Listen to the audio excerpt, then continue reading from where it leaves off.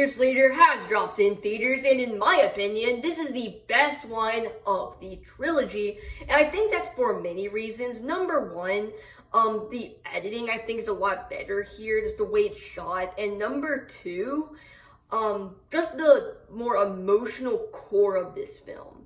Whereas the other films are more just straight up zombie movies, this movie has a much more emotional core to the film, specifically with the father and son dynamic here.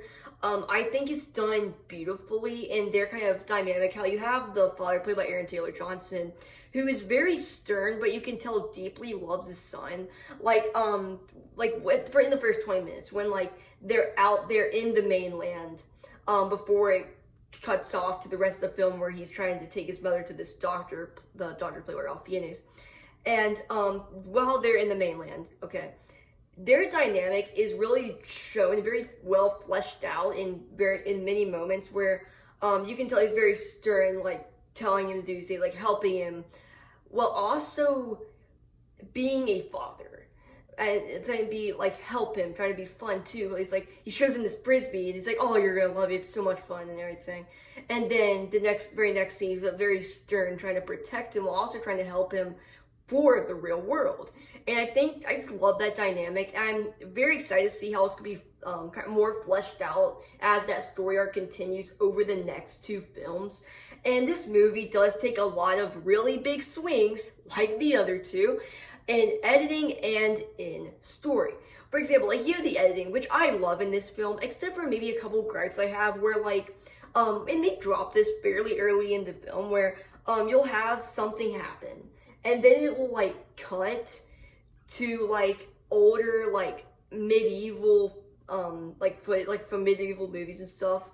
And then like I get what they're trying to go for. Maybe like it's trying to show how they've like gone back to like they've kind of de-evolved into a much earlier time period, kind of showing that contrast, which I think is really cool, but I don't think it's done in a super effective way.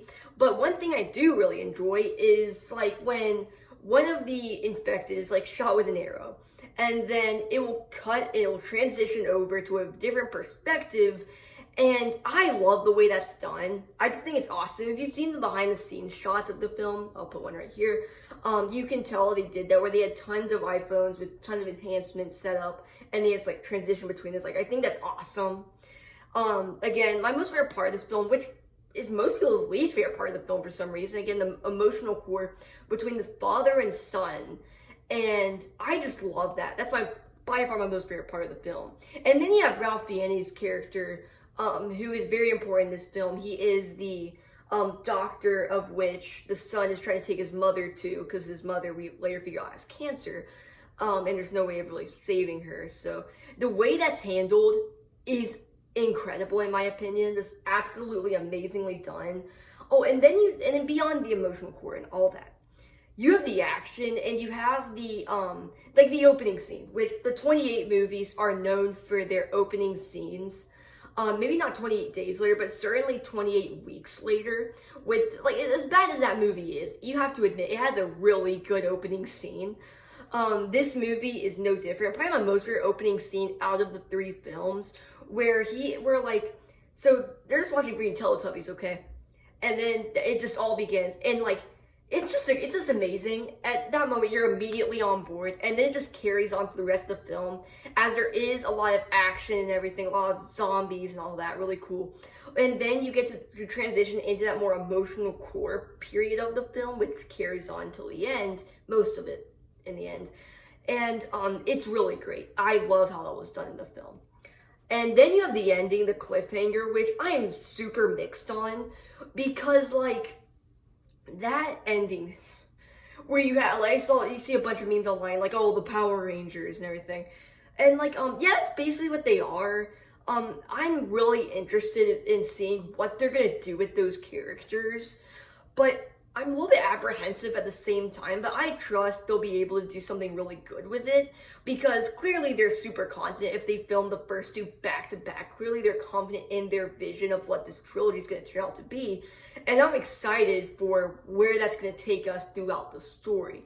It makes me really hyped for what's going to come next.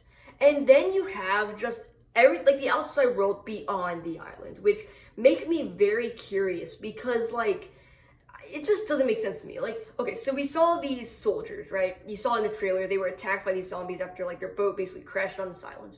Okay. And then you see one of the soldiers that survives, he has a phone, just a regular iPhone, right? He has a picture of his girlfriend that looks like fairly like a modern picture, right? That you see on like social media or something.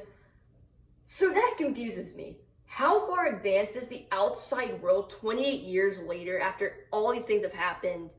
And then you just have this island, right, who is basically devolved. But then you have like this group of soldiers coming in to have like iPhones and everything. Like, I'm just very confused. I really hope the other two films kind of expand in what the outside world looks like, because that was my biggest question coming out of this film. What does the outside world look like 28 years later after all these things? Because you saw 28 weeks later, which I think they've completely decanonized at this point, because I don't see there's any way you could take the story of 28 weeks later and the story of 28 years later and combine those. I just don't think there's any way they can be in the same universe, honestly. There's also nothing good about that film, so I really don't care.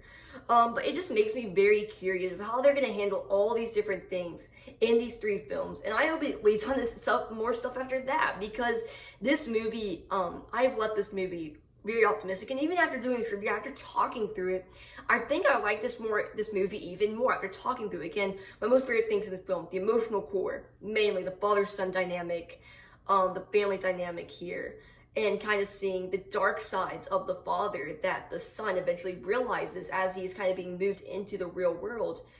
And they kind of clash right before he leaves with his mother. And I'm just so excited to see how these emotional moments are being handled and how this relationship's going to be advanced over this story arc as our characters grow and change in this very different world 28 years later after the apocalypse. And yeah, I'm just very excited to see how they're going to handle all this.